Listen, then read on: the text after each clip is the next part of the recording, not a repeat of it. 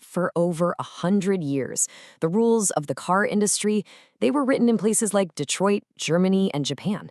But today, something massive is changing. A fundamental power shift is underway. And the craziest part? It's not being driven by the car companies, but by a whole new generation of consumers. So what's really behind this tectonic shift? Let's get into it. This one sentence right here from a recent McKinsey report, wow, it says it all.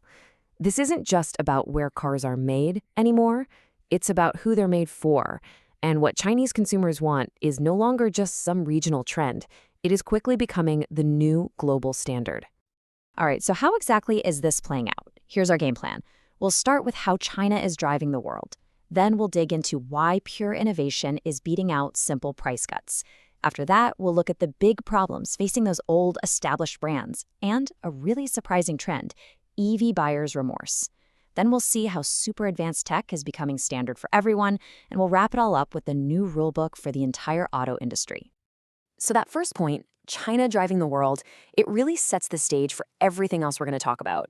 It is a crazy competitive market, and the consumers there are super tech savvy. They want the latest and greatest. And that leads us straight to our second point, the fight for the customer's wallet. Now, you'd think in a market this fierce, price would be king, right?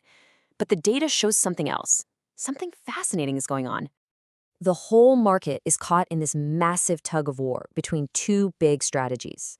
On one side, you've got the classic price war. Just slash prices, offer huge discounts, and try to move metal off the lot. But on the other side, you've got a full-blown tech war. This relentless, lightning-fast cycle of new models packed with the newest gadgets and features. So which one is actually winning? Okay, check this out. This slide is really telling. It shows that even with all these massive discounts being thrown around, the net stimulus, that's basically just the effect on whether people are more or less likely to actually buy a car, it barely budged. It only went up by 0.6 percentage points. I mean, that's a huge amount of money for an almost invisible return. And now look at this. This is the other side of the coin. The net stimulus from tech innovation is 10.8%. That is 3 times more effective than price cuts at getting people genuinely excited to buy a new car. The takeaway here is absolutely crucial. Consumers are rewarding rapid innovation, not just a cheaper sticker price.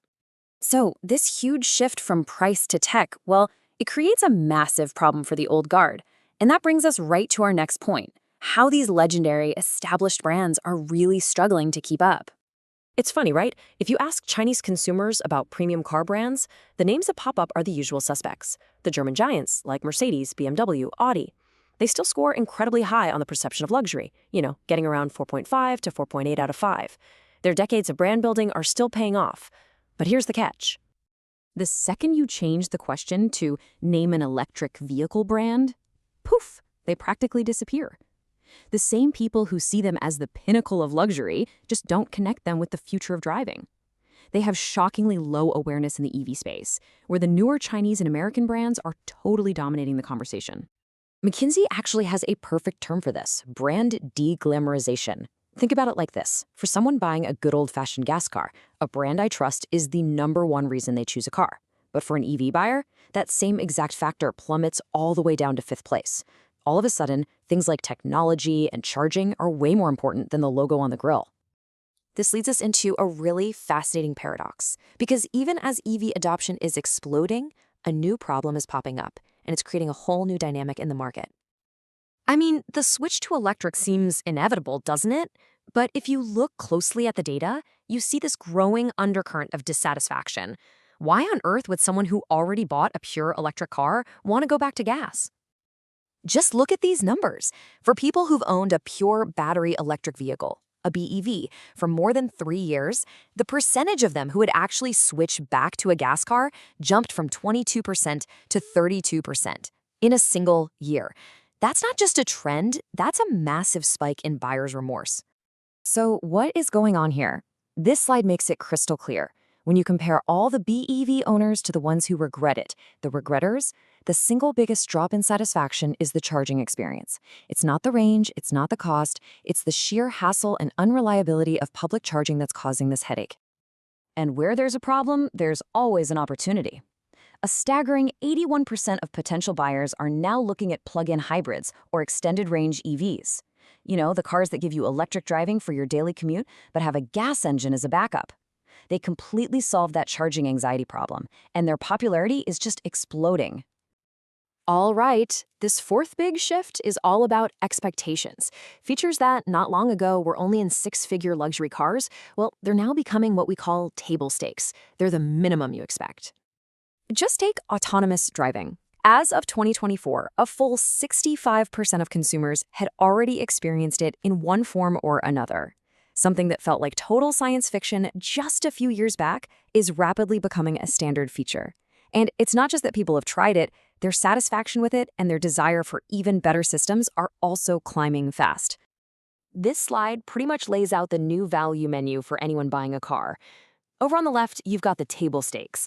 These are the absolute must-haves: super long range, fast charging, even autonomous driving for the city. If a new car is missing these, it's a potential deal breaker. The real competition now, the differentiators over on the right, is about things like a truly amazing interior or a super smart AI voice assistant. So, after all that, what does this all mean? Let's pull all these threads together and spell out the new rulebook for any car company that wants to compete on the world stage today. So here they are, the 4 new rules of the road. First, pragmatism beats branding. What a car does is now way more important than the logo on it. Second, value trumps price. It's not just about being cheap, it's about packing in more tech for your money. Third, practical hybrids are winning over pure EVs for a lot of people because they solve real-world problems like that charging anxiety we talked about. And finally, the user experience is the new differentiator. When every car has amazing tech, the company that wins is the one that makes that tech the easiest and most enjoyable to use in your day-to-day life. Look, these trends aren't just going to stay in China. They represent a fundamental shift in what consumers everywhere are going to expect from their cars. So the real question to leave you with is this: as you start thinking about your next car, are you ready for one that's been designed according to this new global rulebook?